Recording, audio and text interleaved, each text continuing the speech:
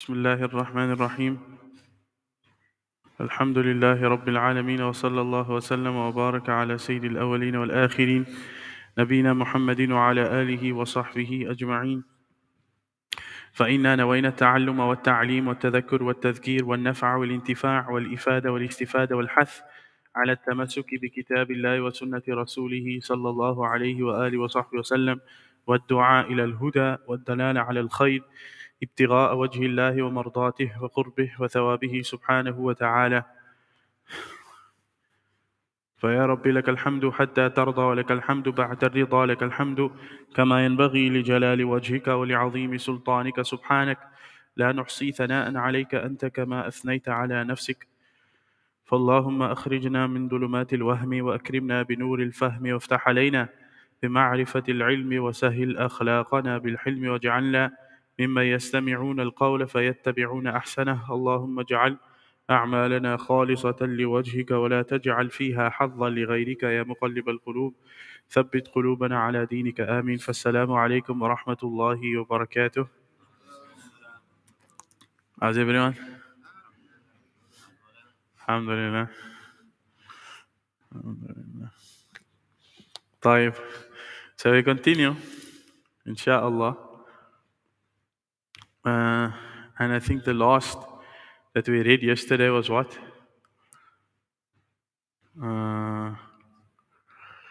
وجائز بفضله وعدله ترك لكل ممكن كفعله. That's the last that we had to read yesterday. طيب. So we begin by a revision. We'll read from the beginning all together until we get there, and then we'll add the next 2 to 4 lines. طيب.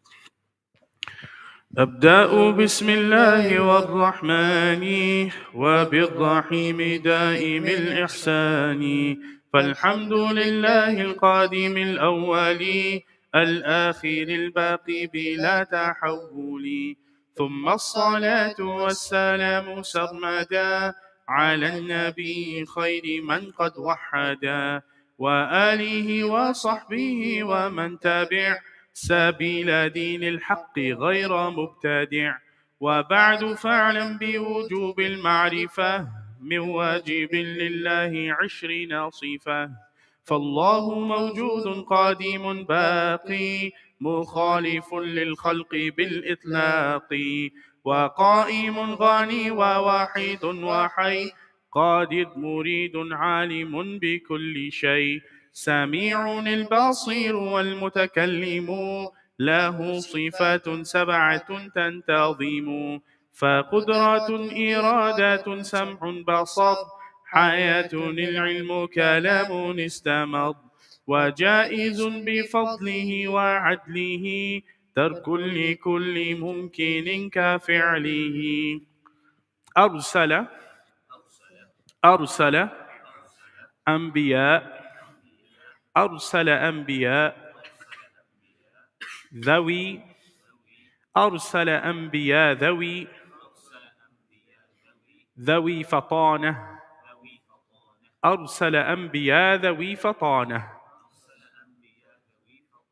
أرسل أنبياء ذوي فطانة.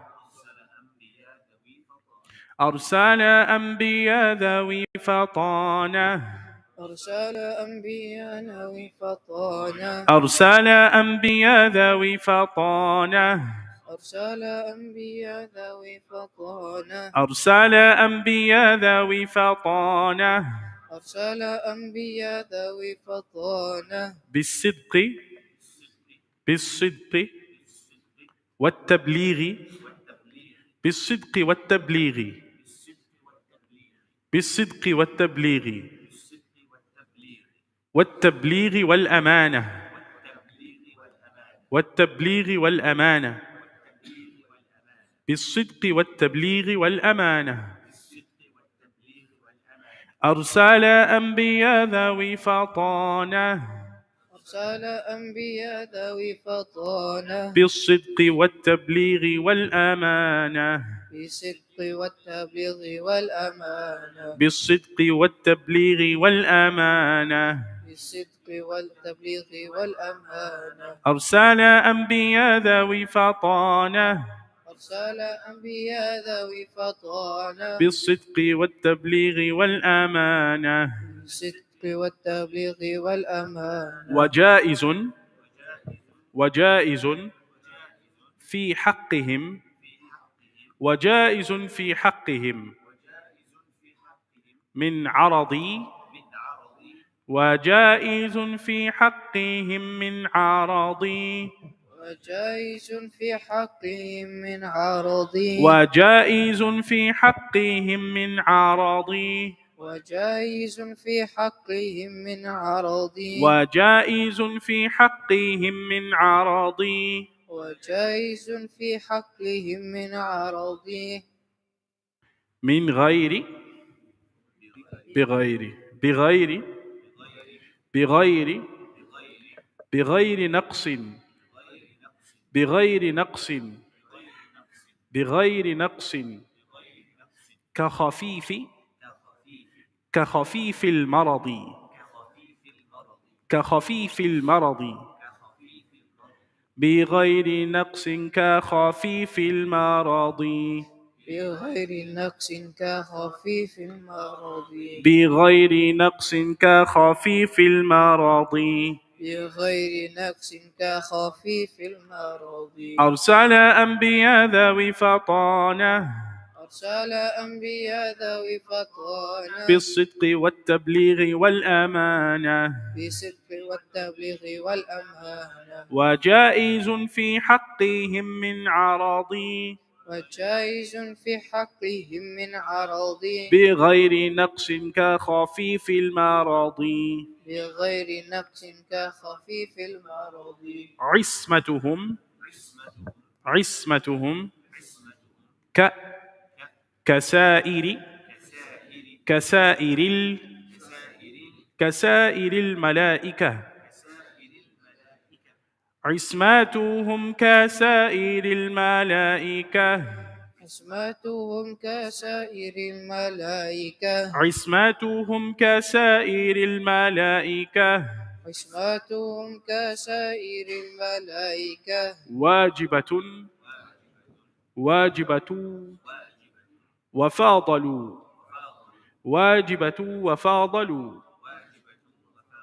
وفاضلوا الملائكة واجبة وفاضلوا الملائكة واجبة وفضل الملائكة عصمتهم كسائر الملائكة عصمتهم كسائر الملائكة واجبة وفاضلوا الملائكة واجبة وفضل الملائكة والمستحيل والمستحيل ضد ضد ضد كل ضد كل واجب ضد كل واجب والمستحيل ضد كل واجب والمستحيل ضد كل واجب والمستحيل ضد كل واجب والمستحيل ضد كل واجب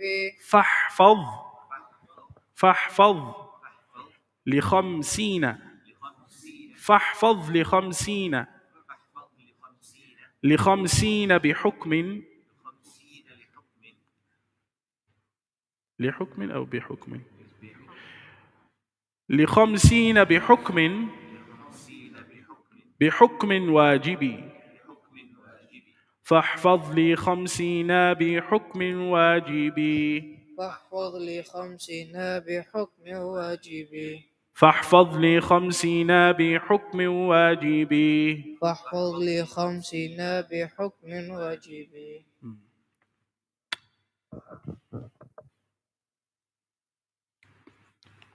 طيب, let's read the new lines from أرسل أنبياء ذوي فطانة all together. أرسل أنبياء ذوي فطانة بالصدق والتبليغ والأمانة وجائز في حقهم من عرضي بغير نقص كخفيف المرض عصمتهم كسائر الملائكة واجبة وفضل الملائكة والمستحيل ضد كل واجب فاحفظ لي خمسين بحكم واجب. طيب. Okay, so we read from the beginning for revision until where we have reached now.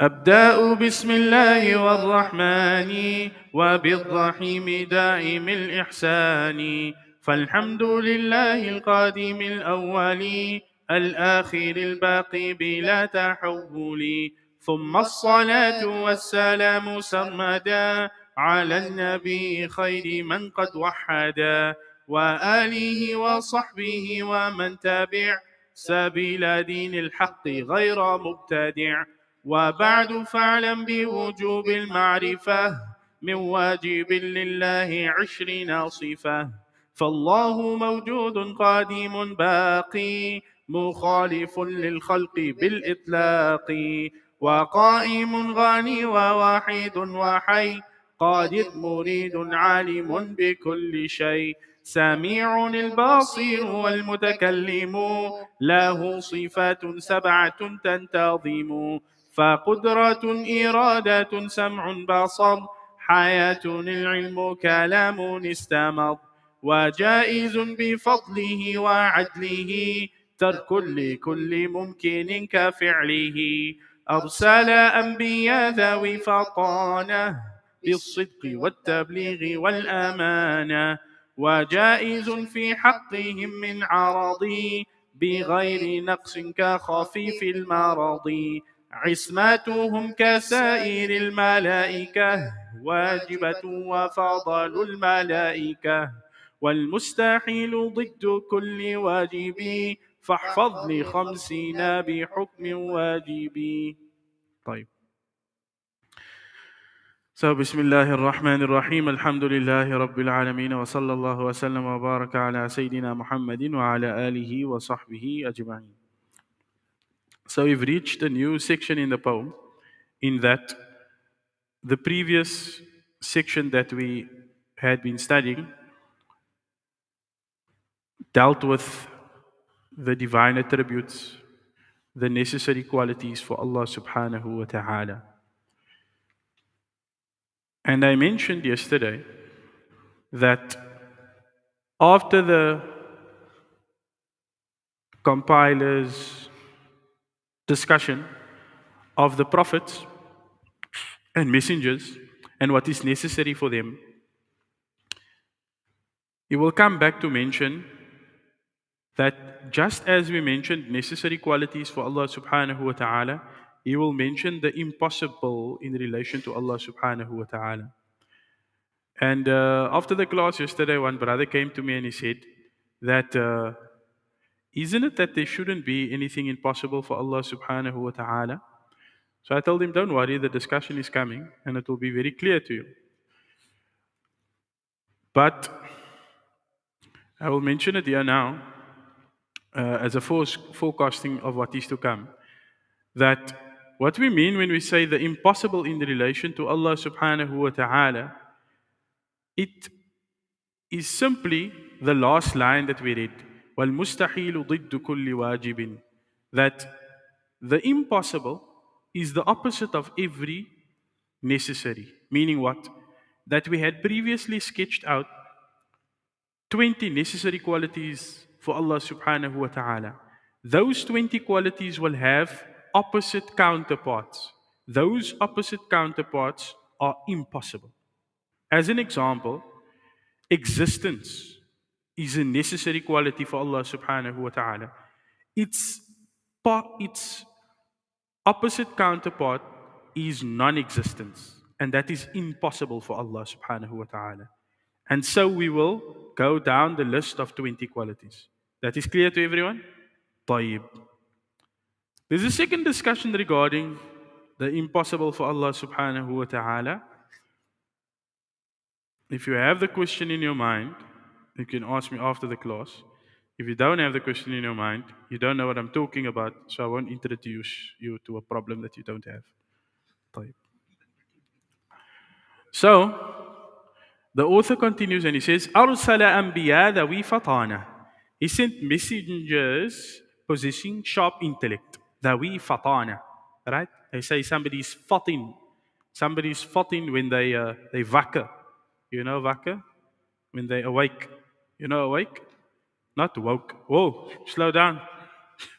Yes, you do that after Isha, Mullah Khalil, all that postmodernism stuff. We don't do that here. Woke and social justice and influencers and all those things. No, we don't do that here. طيب. So, yes, fatin, when a person is fatin, it means that they have a sharp intellect. It means that they have a sharp intellect. It's a high level of intelligence uh, coupled with wittiness. What does wittiness mean? Not only that you can give like a smart retort, but your mind processes something fast enough to give a correct response. It's like sharp intellect, right? أرسل أنبياء ذوي فطانة بالصدق with صدق. What is صدق? Abu Bakr as-Siddiq, truthfulness, right? And with truth, with possessing the quality of truthfulness. What tablighi? What's tablighi? Jamaat out tabligh. What's tablighi? Come on, you can't tell me then what a tablighi is. Han strives in the path of Allah for 40 days, 4 months. Tabligh simply means to convey. Tabligh simply means to convey. So who's the tablighis? The evangelists. The conveyors.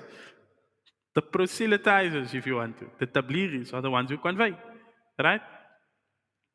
In fact, the founder of the Jamaat al-Tabligh movement, Maulana Ilyas Kandehlawi or Maulana Ilyas Kandalwi,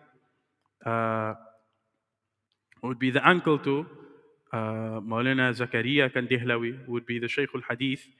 And I think most Chistis, or the Chistis, that fall in the dhikr order of Maulana Zakaria Kandalwi. Either they Chisti or Naqshbandi. I think they Chisti. Anyways, so he said that I didn't name this work, I didn't name this task the tabligh. He said, you gave it this name. If I were to give it a name, I would have given it Harakat-e-Iman, the movement of faith. Meaning what? The spreading of faith. He says, but you termed it in this way. Right? Nonetheless, that's about the word tabligh. So, they convey. Wal amana and truth. Wal amana and truth. Meaning, not truth, trustworthiness. Excuse me. Trustworthiness. طيب. So, over here, he gives us 4 qualities. 4 qualities that the messengers possess. And these are necessary qualities for the messengers, just as they are necessary qualities for the prophets. What are they? Fatana. Fatana. Right? Sharp-mindedness or sharp intellect. Sidq, truthfulness. What's truthfulness? That their speech accords to reality. Their speech accords to reality. Tabligh, conveyance. Meaning what? That they convey that which they have been instructed to convey by Allah subhanahu wa ta'ala. Meaning they don't conceal any part of the message. Right? And then amana, they have trustworthiness. And amana in relation to the prophets means that they are not treacherous to the message. Meaning what? They don't do anything which is contrary to the message. So can you see the difference between truthfulness and trustworthiness? You can see the difference between sidq and amana. Sidq means that their speech and what they convey accords to reality, whilst trustworthiness means that they do not perpetrate that which contradicts the message. You understand? And we will come to explain it further, insha'Allah ta'ala. Before I explain these 4 qualities of the Anbiya alayhi salatu wasalam, I first have to tell you what a Nabi is. I first have to tell you what a Nabi is. Then I have to tell you what a Rasul is. Ah, okay. Who knows what a Nabi is? A prophet. Who can define a prophet for us? Fifth year Duai. Who can define a prophet for us? Oh, oh, you got the book there. Almost impressed me. A free human male who receives revelation. A free human male who receives a revelation. That's a prophet. What's a messenger? A messenger is also a free human male who receives a revelation. So, what's the difference between a prophet and a messenger? This is one of those, you will hear me say this. I haven't said this before, right? The scholars differ. I haven't said this since this whole class. The scholars differ, right? So, in all of the difference of opinion, you have my scholarly and expert opinion penned over there in the book, right? So, there are many ways that the scholars go in relation to this. This is not a qat'i matter. This is not a definitive matter. Nor is the definition of a prophet and a messenger uh, a matter that impacts a person's faith. You understand that? To believe in the prophets and the messengers impacts the faith. But to delineate and to determine the technical differences in definition between a prophet and a messenger does not impact a person's faith. For so long as the person establishes that Allah sent messengers and Allah sent prophets. Make sense? طيب. So what is the point of belief? The point of belief is that Allah sent messengers and Allah sent prophets. So over here, our author says what? The difference is that the messenger is charged to convey new law, whilst the prophet follows and conveys a previous law. Make sense? So the messenger he comes with a message. He's got the Sharia. Or he doesn't have a separate Sharia. He abrogates certain sections of a previous Sharia, though he doesn't come with his own book. That could also be the case. You understand? But the point is that the messenger is charged to convey, whilst the prophet is not charged to convey. What do we mean by charged to convey? We can understand this as given a new law and not given a new law. You understand? And so you'll find that the common understanding regarding prophets and messengers is that there are more prophets than there are messengers. There are more prophets than there are messengers. This is something that's almost, I wouldn't even say almost, I would just say unanimously agreed upon by scholars that there are more prophets than messengers. How many prophets and how many messengers? Who knows? Oh, 125,000. Where did you get 125? 124. There's no number. Why is there no number? There's no number because Allah subhanahu wa ta'ala tells us in the Quran that وَرُسُلًا قَدْ قَصَصْنَاهُمْ عَلَيْكَ وَرُسُلًا لَمْ نَقْصُصْهُمْ عَلَيْكَ. That they are messengers of whom we have informed you, and there are others that we have not informed you. So, when we say approximately 124,000, even that approximation is problematic. Why is it problematic? Because by this approximation, we have specified a number.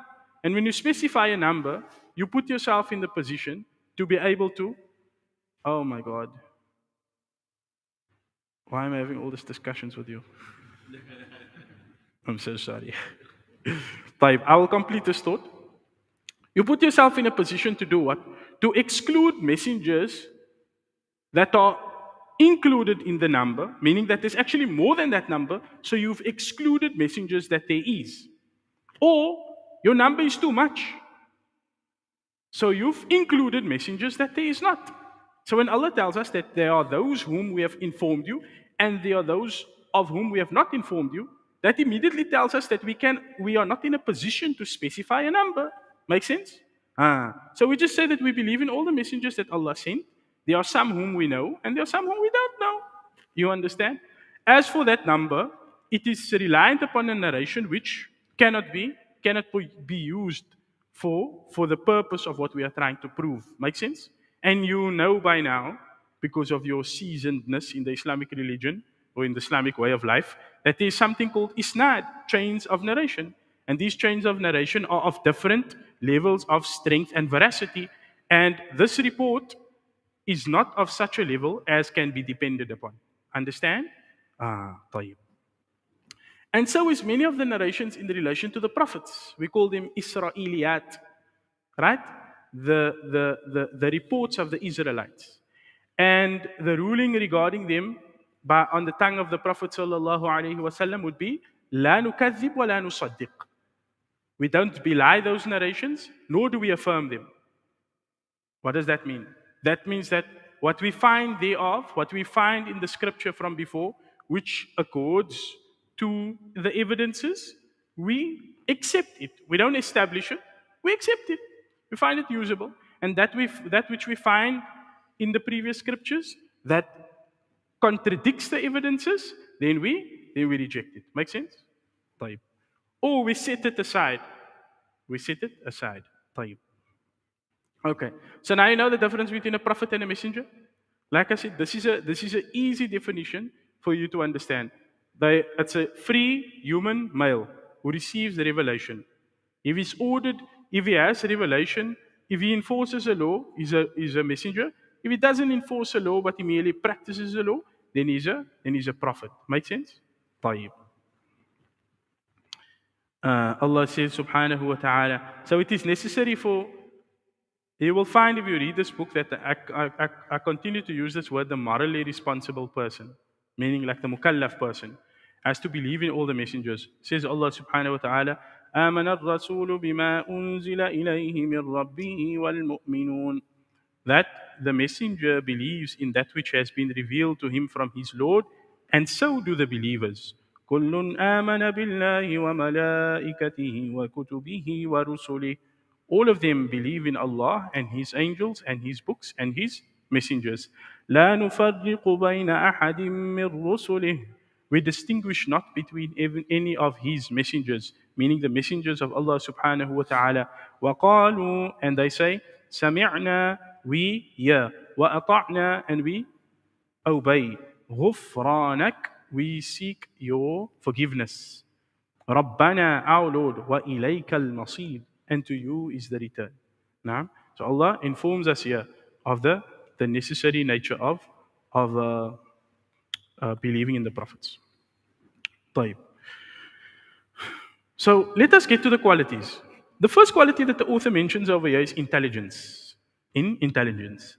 Intelligence means that, number one, like I said, they have sharp-mindedness. This means that they have the ability to make the proofs clear. They have the ability to make the proofs clear. That's the one thing. So you won't find a prophet that is unable to make the proofs of Allah subhanahu wa ta'ala clear. Make sense? So a prophet will have some level of eloquence. He will have a level of intelligence. Does the prophet have to have the most knowledge of his time? Does he have to have the most knowledge of his time? No. You know that from the story of Khidr and Musa alayhi salatu wasalam. But he will certainly not be defeated in debate. He will not be defeated in debate. So the Prophet, number one, has the capacity, sharp-mindedness, fatana, has the capacity to make the message poignantly clear, clear beyond doubt. And at the same time, he has the capacity to defend the message such that he will not be defeated in a debate. He will not be defeated in a debate. Naam. And sometimes a person might hold with him the truth, but they don't have the capacity to defend the truth.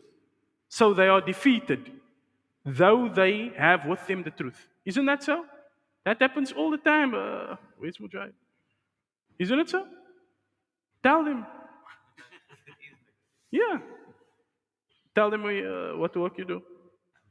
He's an attorney. Attorney Mujahid says that there are many of those. No, I have to say it in a better way. Many are those, many are those who have with them innocence and truth, but they have not the literary devices to protect that truth, to defend it, to establish it. Be it a lawyer or be it self representation. The prophets are not like this, and the messengers are not like this. You understand? So this means fatana, that they have sharp intellect. They don't have the capacity to be defeated. They don't have the capacity to be defeated. And you see this example in Ibrahim alayhi salam a lot, right? Allah says, وَتِلْكَ حُجَّتُنَا آتَيْنَاهَا إِبْرَاهِيمَ عَلَى قَوْمِهِ. And this is our hujjah, our proof that we granted and we gifted to Ibrahim upon his people. نَرْفَعُ دَرَجَاتٍ مَنْ نَشَاءُ. We raise in rank whom we want to. إِنَّ رَبَّكَ حَكِيمٌ alim. Certainly your Lord, Allah subhanahu wa ta'ala, is all wise, all knowing. Naam. And then Allah says, "Ud'u ila sabili rabbika bil hikmati wal maw'izati al hasana," instructing the Prophet sallallahu alaihi wasallam, call to the way of your Lord bil hikmah, with wisdom, wal maw'izati al hasana, and with good counsel, with good admonishment, wajadilhum billati hiya ahsan, and engage them in debate from the angle which is best. Imam al-Ghazali rahimahullah ta'ala, whom you all know, he's got an interesting book. The book is called Al-Qistasul Mustaqim. Al-Qistasul Mustaqim. What does Al-Qistasul Mustaqim mean? The balanced weight. I think so. The balanced weight, right? The balanced weight. Qistas al-Mustaqim. So, what does Allah say in the Quran? Wazinu bil Qistas al-Mustaqim. And weigh with the balanced weight. Weigh with the correct. Because you can have you can have a weight, or you can have a scale that is tampered with, isn't it so? So in his book, Al-Qistas al-Mustaqim, he brings this verse. And he says, many a times, okay, this is now just like a side point, allow me to mention it. It's not anything like mind-breaking or noise it in the depths of Aqidah. It's just an interesting point for da'wah purposes. What does he say? And it behoves us to give a point of da'wah when we're speaking about the greatest du'at, the greatest scholars, right? So Imam al-Ghazali, what does he say? He says that, you see this verse, ادع إلى سبيل ربك بالحكمة والموعظة الحسنة وجادلهم بالتي هي أحسن. He says that these are three separate methodologies of da'wah which each have their arena of application. Sometimes it is appropriate for you to use hikmah and some wisdom. And sometimes it is appropriate for you to use maw'idatul hasana. It's appropriate for you to use a high form of admonition.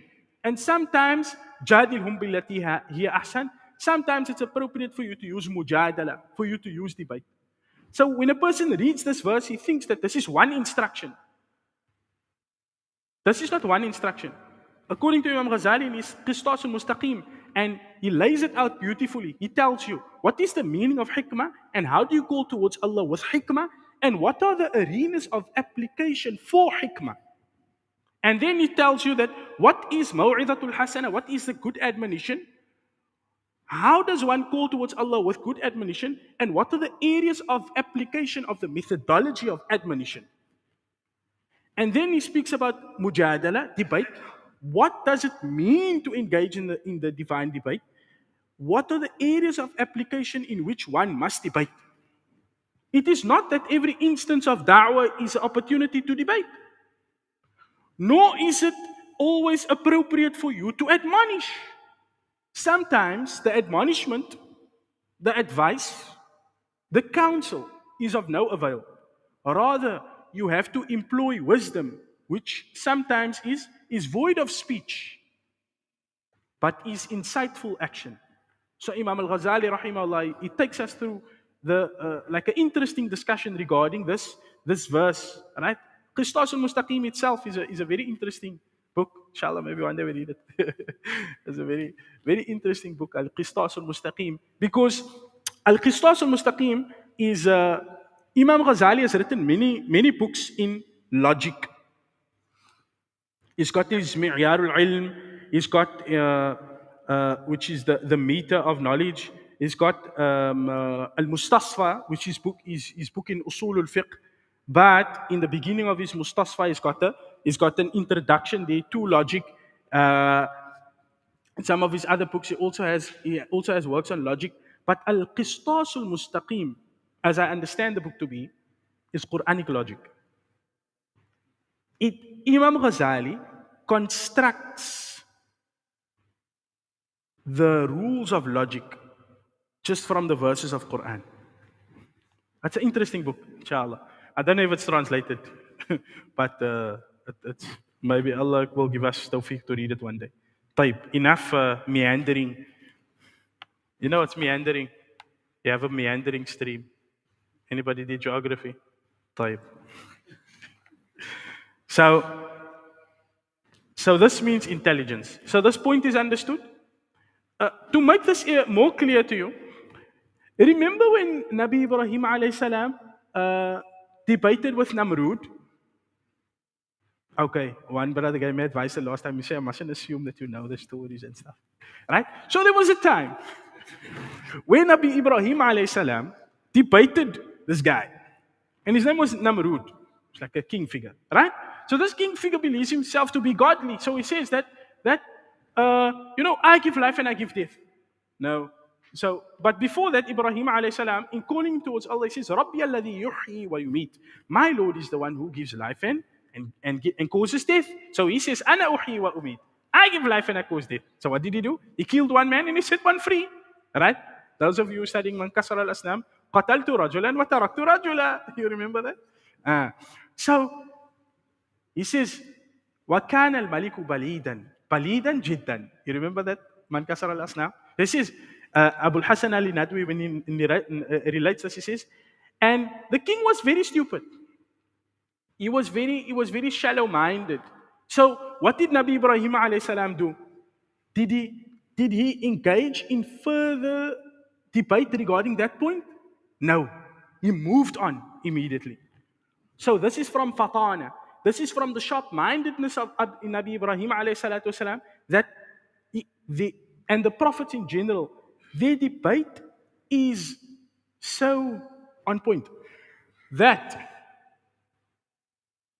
they don't even dwell on points that are of no avail. No sooner did Nabi Ibrahim alayhi salam realize that he doesn't understand this syllogy, this argument, then he moved on to another argument that would be more clear. So what did he say? فَإِنَّ اللَّهَ يَأْتِي بِالشَّمْسِ مِنَ الْمَشْرِقِ فَأْتِ بِهَا مِنَ الْمَغْرِبِ. Okay, Allah brings the sun from the east, you bring it from the west. فَبُهِتَ الَّذِي كَفَرَ. And then the one who disbelieved was defeated and humiliated. You understand? So this is fatana. This is fatana. So may Allah grant us a portion of this. It's an exciting quality to have. I can imagine, advocate. What's your profession again? Attorney Mujahid. It's still like, how's it like in the courts? Like, طيب. So Allah give Attorney Mujahid also a good portion of fatana, by which he will defend the truth and the truthful. Amen. Type. The next quality is truthfulness. What does it mean for them to have truthfulness? It means that what they convey accords and conforms with reality. So they don't tell lies. Basically, they don't tell lies. So Allah says in relation to this, وَصَدَقَ اللَّهُ وَرَسُولُهُ. And Allah and His Messenger spoke truly, spoke truthfully. Right? So the messengers are truthful. Why? Because they are conveying from Allah subhanahu wa ta'ala. And Allah subhanahu wa ta'ala is the truth. Right? So when the messengers convey from Allah subhanahu wa ta'ala and Allah creates reality, then how can what they convey contradict reality? When they are conveying from He whom Created reality. You understand? Imagine that you have an intelligent designer. An intelligent designer, right? Maybe not like, okay, you say you have intelligent designer, right? Shadley. Shadley is a designer and he's intelligent, right? I'll increase him in intelligence. Now, he doesn't forget stuff. Now he designs his book cover. He doesn't forget things, right? Now he designs his book cover. Now we ask him, look, how many pixels is this thing? I don't know. What can we ask him? What can we ask him? We ask him, look, what's the easy stuff that I know about? What's the font size of this? I tell you now, I made the main heading 18, and then I made the sub heading 13.5, and so if he's an intelligent designer and he doesn't forget, then when when I represent him, and I also have a portion of intelligence such that I don't forget, then when I convey to you what he says to me about this, it will accord to reality. Why? Because he knows what is truth by him, and I'm conveying directly from him. You understand? So the messengers are described with truthfulness. Allah. It's like the other vibe when you have like a cat walking around in the masjid. Just gives you that Eastern feel, you know. In addition to these nice couches, mashallah. Allah bless the brothers. طيب. So we continue. Too much jokes today. Allah says in Surah Yasin, هذا ما وعد الرحمن وصدق المرسلون. When the people come to the year after, what will they say? This is what the most merciful had promised, and the messengers were truthful. So Allah establishes their truthfulness in this world, and Allah subhanahu wa ta'ala informs us that those people who make the messengers out to be untruthful and belie them, in the year after they will be forced to establish their truthfulness. You understand? طيب. I don't know why I said that point with so much figure, but anyways, it is like that. So, may Allah subhanahu wa ta'ala cause us to be, what do you call this? Like a siddiq.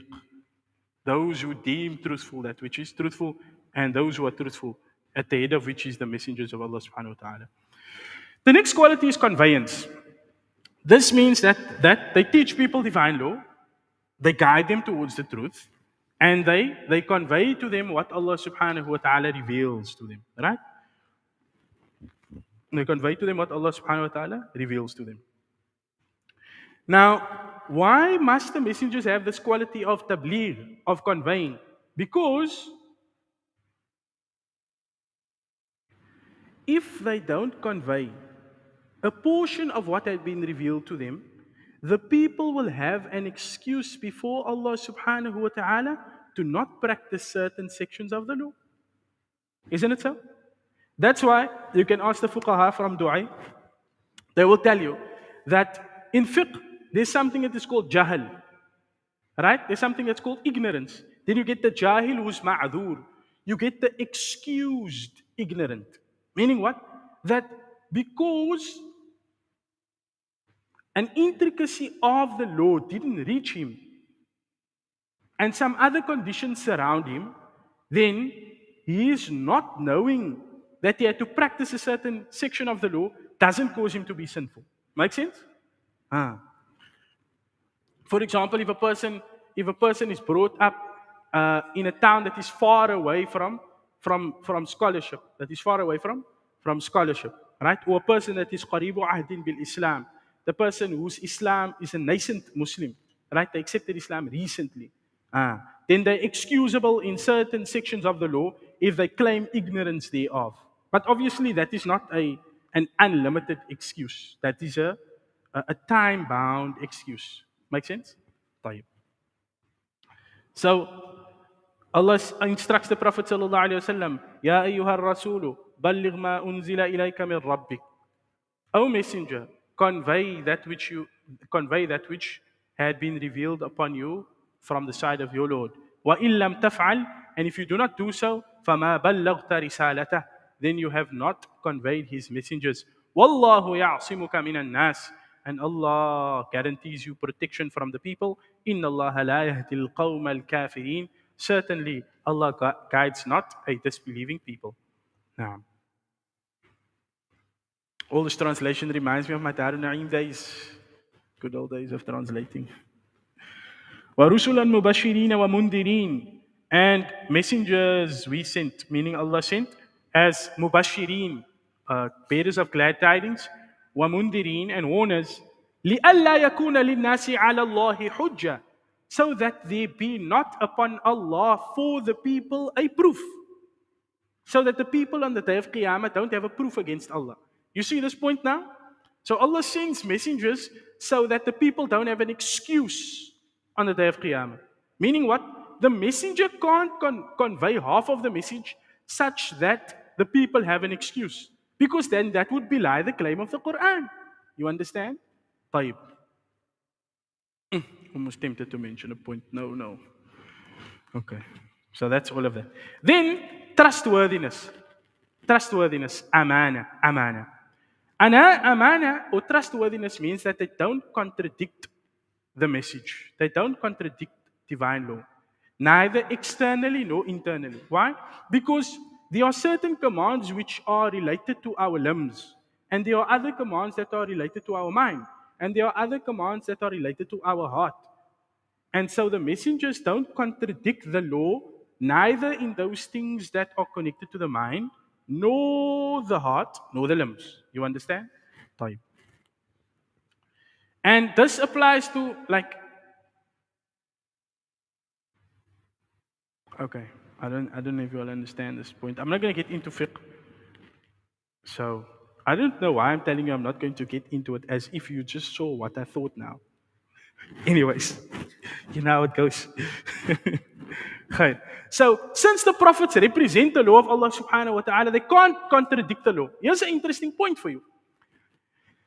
Why can't the prophets contradict the law? Because they are a representation of the law.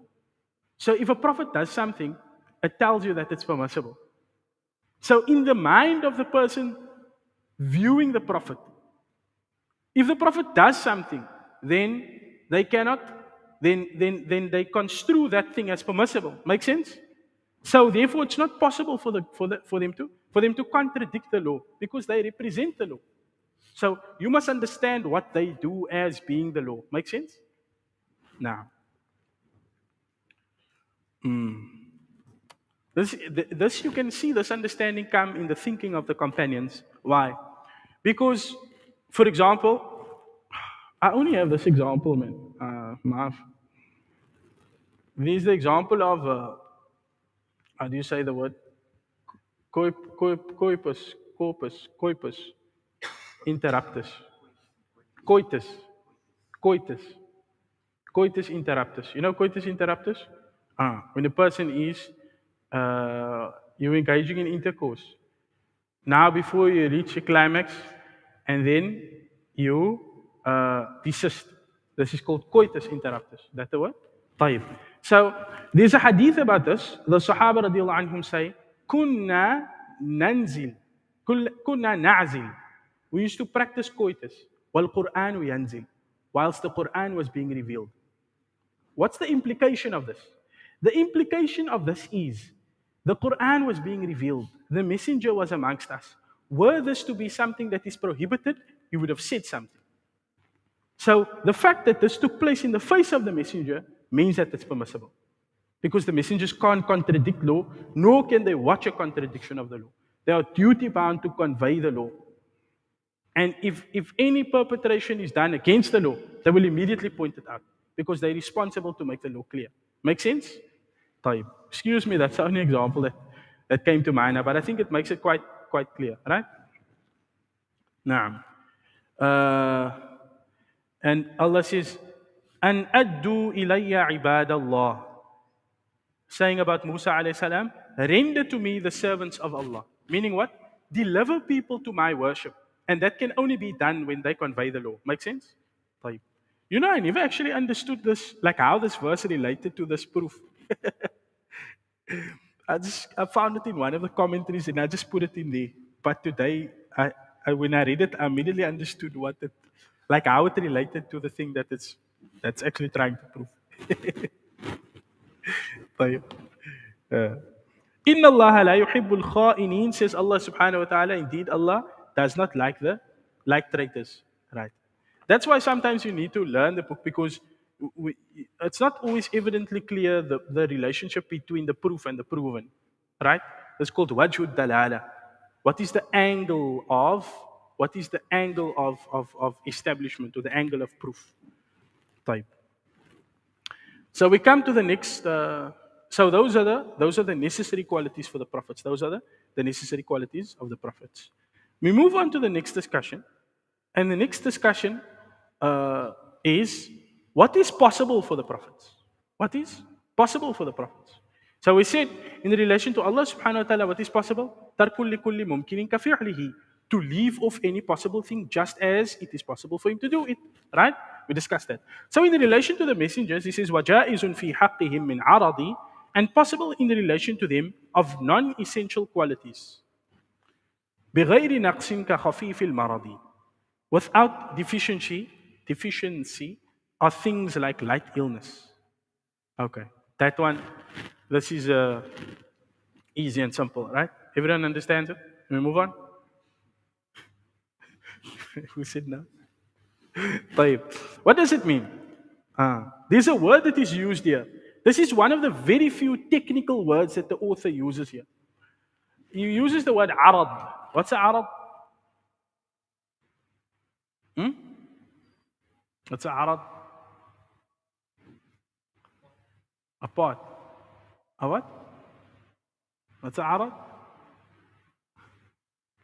That's a arad. A arad. Muhammad Ibrahim. What's a arad? A arad, we have it translated here as a non-essential quality. What does that mean? That means that there are certain things that are related to our humanness, Like what? Like eating, sleeping, becoming sick, waking up, falling, standing up. Arad, right? Arad means that you don't have to be in that condition, but you can be in that condition. Different to an essential quality. What's an essential quality? Intellect. If you don't have the capacity for intelligent speech, then you can't be considered a human. You're just an animal. You see that? So there are certain qualities that make you human, right? That if you don't have it at all, you're not human. But there are other qualities that are part of humanness, but you don't need to actually have it. Like what? Like sleeping, like eating. You understand? Like becoming sick. They are part of being human, but they're not essential to the definition of being human. Make sense? Huh? Okay. I've lost you. Okay. You understand, coach? Don't understand.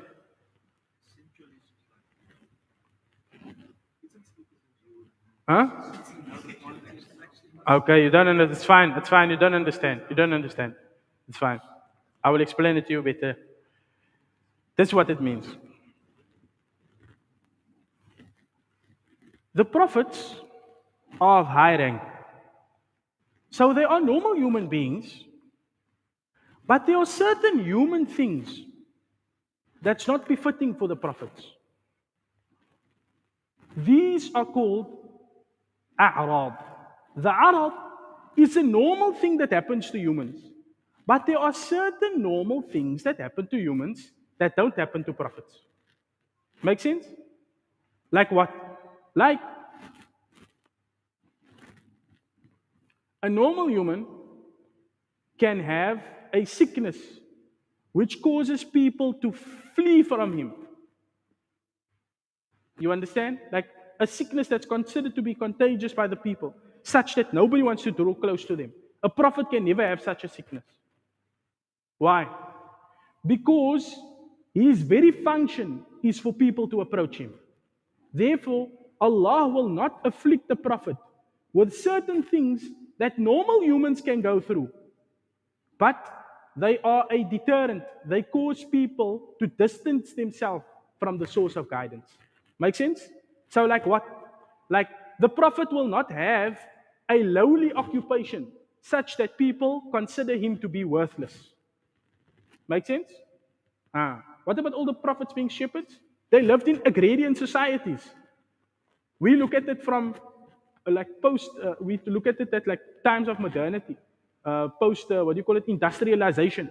Before pre-industrialization, the world over, the economy was run by agriculture.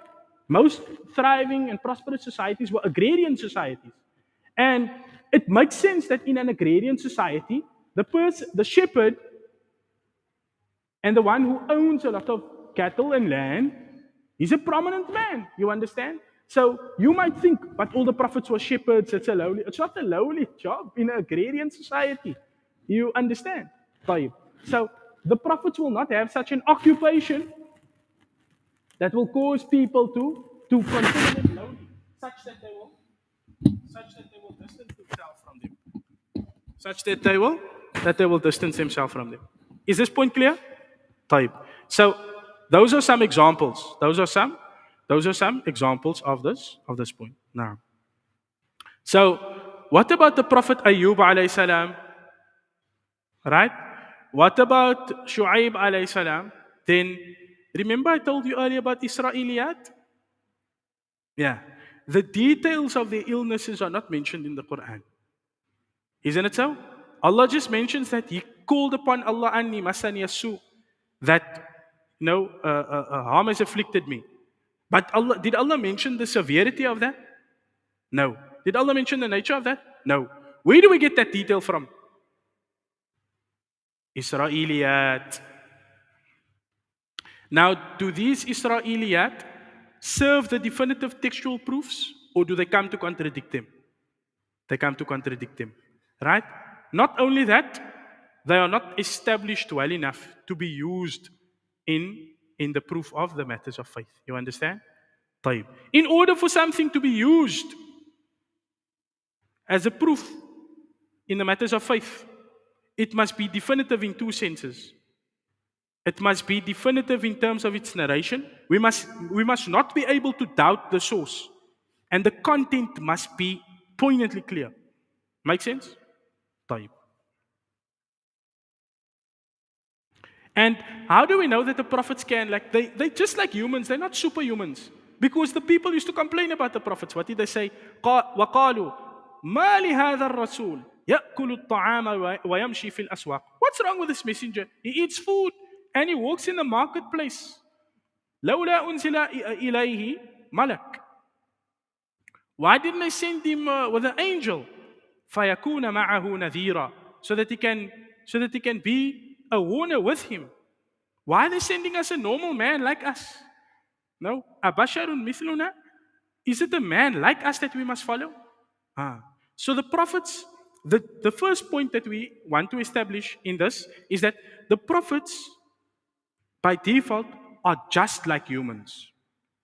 Except in those areas of humanness that cause people to distance themselves from you. Then the prophets don't share in those qualities. You understand? So the prophets will be such humans that people are generally attracted to them. And people are generally willing to approach them in order to hear the message. You understand?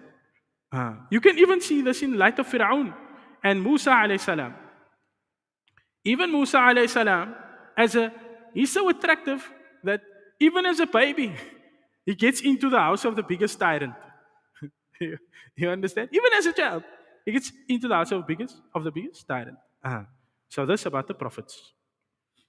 And Allah says, وَمَا أَرْسَلْنَا قَبْلَكَ مِنَ الْمُرْسَلِينَ إِلَّا أَنَّهُمْ لَيَأْكُلُونَ الطَّعَامِ. And we sent not before you of messengers, O Muhammad sallallahu alayhi wa sallam, except that they ate food, وَيَمْشُونَ فِي الْأَسْوَاقِ, and they walked in the marketplaces. وَجَعَلْنَا بَعْضَهُمْ لِبَعْضٍ فِتْنَةً وَجَعَلْنَا بَعْضَكُمْ لِبَعْضٍ فِتْنَةً. And we made some of you as a trial for others. أَتَصْبِرُونَ. Will you be patient? وَكَانَ رَبُّكَ بَصِيرًا. And your Lord is ever insightful. Now, وَلَقَدْ أَرْسَلْنَا رُسُلًا مِّن قَبْلِكَ وَجَعَلْنَا لَهُمْ أَزْوَاجًا وَذُرِّيَّةً. And we had sent before you messengers, and we made for them wives and progeny. وَمَا كَانَ لِرَسُولٍ أَن يَأْتِيَ بِآيَةٍ إِلَّا بِإِذْنِ اللَّهِ. And it is not befitting, it is not for a prophet to bring any sign except with the permission of Allah. The prophets don't have miracles from their own part. Their miracles are on the strength of Allah subhanahu wa ta'ala. You understand? The Prophet doesn't bring a miracle because he wants to bring a miracle. He brings a miracle because Allah wants him to bring a miracle. Mm. وأيوب إذ نادى ربه أني مسني الضر وأنت أرحم الراحمين فاستجبنا له فكشفنا ما به من ضر.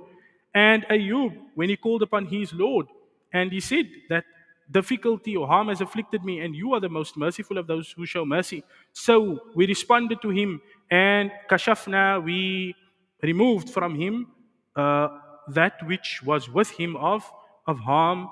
وَآتَيْنَاهُ أَهْلَهُ وَمِثْلَهُ مَعَهُمْ. And we gave him his family and the like of it, meaning more or double. Rahmatan min indina, as a mercy from us. وَذِكْرَى لِلْعَابِدِينَ. And as a reminder for those who devote themselves to Allah subhanahu wa ta'ala. وَمَا مُحَمَّدٌ إِلَّا رَسُولٌ. And Muhammad sallallahu alayhi wasallam is not but a messenger. قَدْ خَلَتْ مِنْ قَبْلِهِ الرُّسُلُ. There has passed before him messengers. أَفَإِمْ مَاتَ أَوْ قُتِلَ انقلبتم عَلَى أَعْقَابِكُمْ. Is it that if he passes away, uh, that you will turn your backs? وَمَن يَنْقَلِبَ عَلَى عَقِبَيْهِ فَلَن يَضُرَّ اللَّهَ شَيْئًا. Whoever turns their backs from the message after the passing of the messenger, they can't harm Allah in the least. نعم. وَسَيَجْزِي اللَّهُ الشَّاكِرِينَ. And Allah will reward the thankful. نعم. So those are some of the qualities of the prophets. Tomorrow we will mention the discussion of the virtue of the prophets, between the prophets and the angels, the malaika, right? And we will mention this quality called isma, infallibility, right? And then we will go on to just briefly list the importance for the prophets. The plan is tomorrow to go through all the 25 prophets and their stories, inshallah. So yeah, that's the idea. The idea is not to cover their lives in detail; it's just to mention them to you. Right? Right. I saw there was a question there.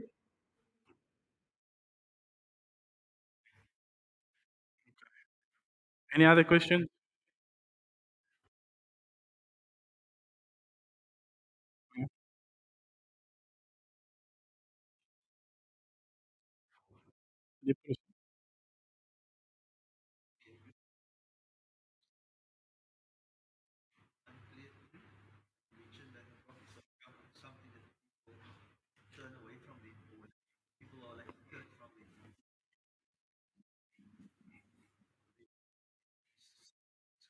Okay.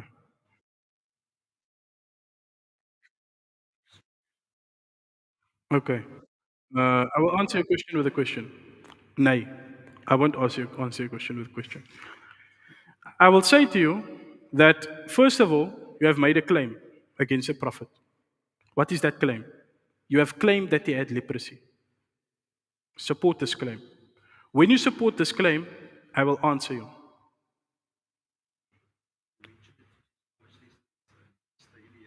I didn't mention the word leprosy. I didn't mention the word leprosy. You put forth leprosy. So bring me a proof for leprosy for the prophet. Bring me an established proof that this prophet had leprosy. When you bring me that proof, then I will discuss it with you. I will resolve it. Do you understand my rhetoric?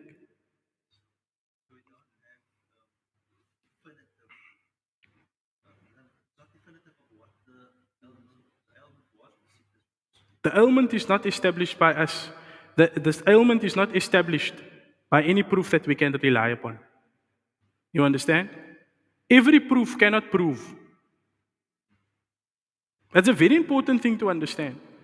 Every